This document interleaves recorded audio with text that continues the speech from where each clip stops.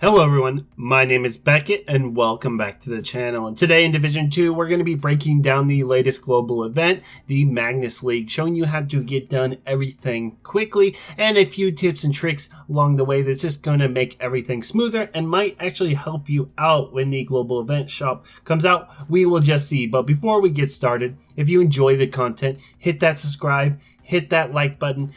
Alright, first off, I want to mention something. I don't know if it's a bug or a glitch or it's supposed to be this way, but I noticed on the first manhunt, I believe it was the Viper League, I actually forgot to do it and I didn't do it till the week after during the global event shop. And when I did it, I ended up getting stars for those events as well as the one that was going on currently. Now, I don't know if that is a real thing, but you might want to just hold off for the first week and wait till you do your time trials, and because it might just end up giving you actual stars. I don't know if it's been patched yet, but I noticed it also worked on the last one and I got a few extra stars because I had actually finished up most of the league.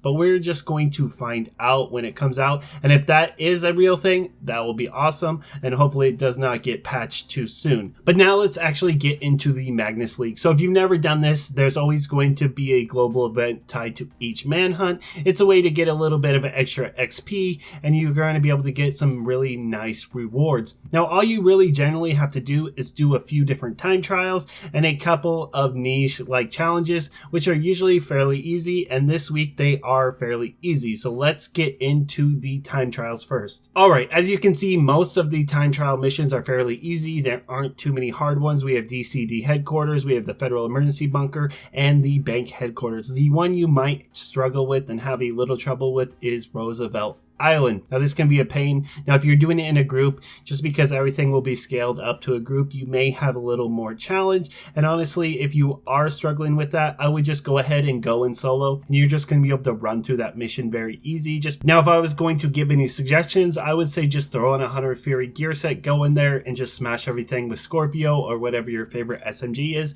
and just remember to do that on solo. Now, when we look at the other challenges, we have Hostiles Burn. Now, this is going to be really easy, and I will leave a link in the description for what build I will be using, but it will be just a classic Eclipse protocol. Make sure you're using Firestarter, and you are going to have all that done so quickly. And then last but not least is Black Tusk Hedgehog kills. Now, this may be a little harder, but just go in there with an AR, SMG build, anything that you know you can consistently get those headshot kills, and go in there and get it done, and you shouldn't have too much trouble with the Magnus League. Now, let's get into the rewards and why we're actually doing this. Alright, as soon as we look at the rewards, we see right off the bat we're going to get that tier 1 and we're going to get that nice cosmetic. I think it actually looks really great. I don't know about you guys. How do you feel about it? You can always let me know down in the comments. But other than that, we don't really see anything appealing. We really are just looking to get up to tier 6. Now, that's where we get our named item cache, and anyone who's seen any of these videos that I make know I always bring this up. Do your named item cache. Do anything you can do to farm named items. Now, we have plenty of ways, but doing these global events once a week is very nice. We can go into our different invaded missions, get our named items that way, but any way we can consistently farm named item cache is a plus. That's why I say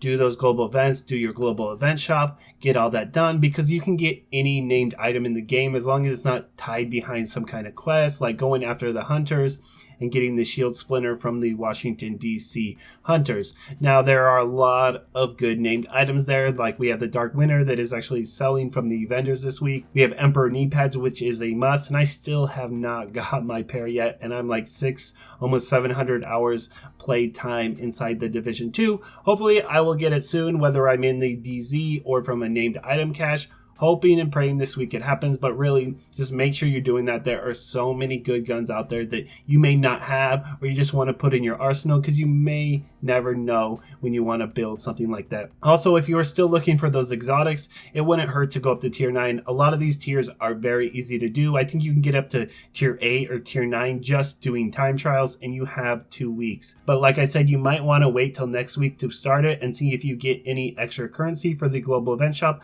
I do not know, but I felt like I got up to 100 stars the first time we had a global event shop out for Division 2, so it might still be working, it might still be a bug, you'll just have to find out. And then at tier 10 we get that nice cosmetic. Again, if you're into that, I try to collect them all most of the time, but if they just look ugly, I will just pass on it. Other than that, it's fairly simple. Just make sure you run an Eclipse protocol if you're trying to get those hostiles burned. As well, just make sure you get up to tier 6 so you can at least get your name cache. It's very easy to complete, and if you just want to come in and do the time trials, you can finish those within 20 to 30 minutes, depending on what kind of group you are. If you run with friends and you are comfortable running with those people, then you guys are gonna bust through it very easily. Now, if you are looking for other videos, I do build videos, tutorials, and Division 2 news, everything for old players to new players and everything in between. And thanks again for watching.